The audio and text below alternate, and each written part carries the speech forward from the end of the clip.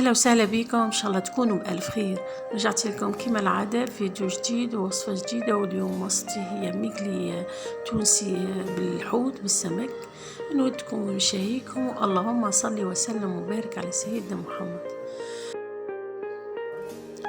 عندي كعبتين نزلي هذوما، غسلتهم باش نفوحهم بمغرفة ملح صغيرة، مغرفة ثوم كبيرة، مغرفة كمون، مغرفة فلفل أكحل مرحي وفلفل أحمر مرحي.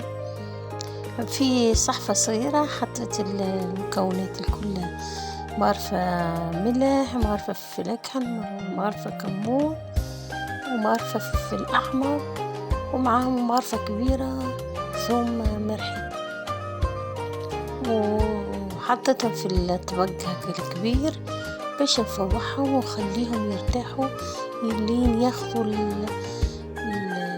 المكونات هذوك الكل، ياخذوا الفحات الكل ويتفوحوا بالكدا باش نقليهم.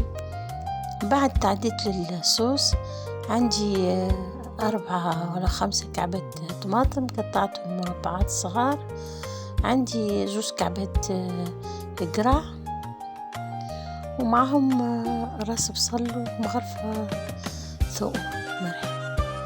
عندي فلفل أخضر باش نشقه ونحشي فيه شوية ملح كيما تشوفوا. غسلتهم مرلهم وبعد تاني مسحتهم. بعد تعديت للصوص حطيت فنجان زيت وحطيت فيه الراس البصل المقطع ومعها المغرفة الثوم، خليهم يتقلوا شوية وبعد نزيدهم الطماطم.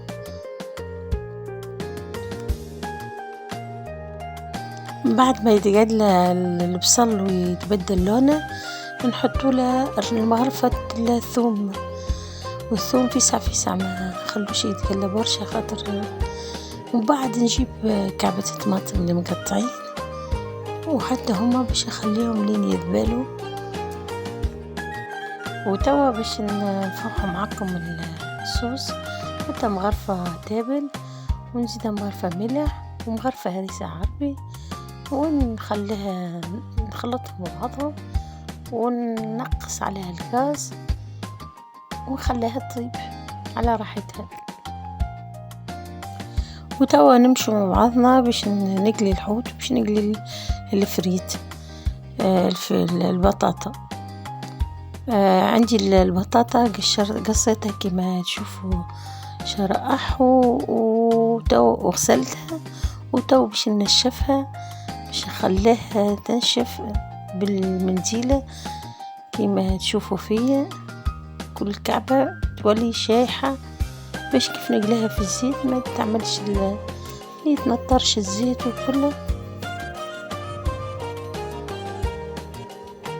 كما تشوفوا سخنت القلاي فيه الزيت، وبعد تالي رميت كعبة البطاطا، خليتهم لين يطيبوا. غميت البطاطا تغمت بالزيت بكمية كبيرة زيت.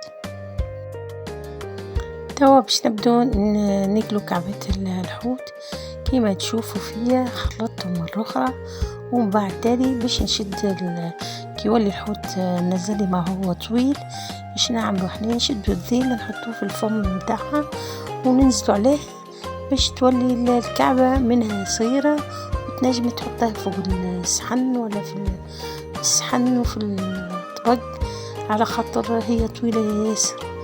نشدو الراس نحلو الفم بتاعها ونحشو الذيل متاع الحوت، وبعد تاني نحطها في الفارينة نرمدها كما تشوفوا في الفارينة، وبعد تالي نحطها في الزيت نقليها. نكمل الكعبات الكل بنفس الطريقة كما تشوفوا. نشد لها الراس متاعها، نحل الفم ونحط كعبة ونحط الذيل في الفم وننزل، وبعد تالي نحطها في الفارينة، نحطها في صحن غالي، بعد نمشي نقليها.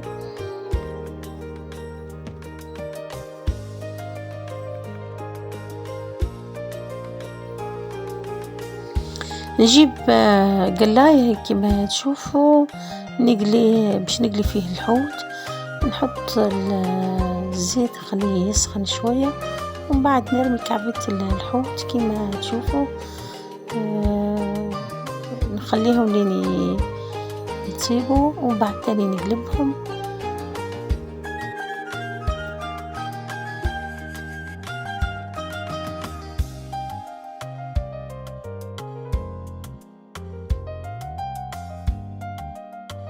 كيف نخرجهم ونحطهم في ورق بابي باش يشربوا الزيت متاعهم. نتعدى للبطاطا هاي كما تشوفوا بتتحمر باش نخرجها ونحط الكمية الأخرى لين نكمل الكونتيتي الكل متاع البطاطا. بعد ما نخرجها من البطاطا نحطها في الصحن، نشد شوية الملح وكما تشوفوا نشد نخلطها مادام هي سخونة الملح يلصق فيها. كملت الكونتيتي كله، ونعاود كل مرة نعاود الريحة. بعد جبت كعبة القراع كما تشوفوا قصيتهم مدورين، وباش نقليهم حتى هم هو مقلي يجي عن محلاها وزي كفتاجي زي مقلي. نخليهم يتقلوا حتى هم يجمعوا ريحة القراع، ومن بعد تالي نحيهم كما تشوفوا يحمروا شوية ونحيهم خاطر القراع ما فيش يروح في الساعة ما يطيب. كملت ريحة القراع، وبعد تالي باش نتعدى نقلي الفلفل. آخر واحد هو الفلفل. كما تشوفوا حطيت لي قرنة فلفل وكملت هذه الصوص تاع الطماطم، هذه البطاطا. بعد ما كملت هذه هذا مكعبات النظام الحوت، هذا شوية القراع، حطيت شوية زيتون، عملت بيه سياج بالطماطم. وهذا الفريت وهذا القراع وهذه كعبة الحوت، وهذا مقلينا يعمل 66 كيف. نودكم ونشهيكم، ونتمنى تجربوه تعطوني رايكم. الجيل المقلي يعمل 66 كيف. نتمنى تجربوه، وما تنسوش باش تشجعوني وتبارطاجوا فيديوهاتكم مع صحابي وحبايبكم. واللهم صل وسلم وبارك على سيدنا محمد، وان شاء الله عيدكم مبروك، وان شاء الله كل عام ونخليكم في امان الله في فيديو اخر. وما تنسوش باش تشجعوني وتفرحوني بكومنتات.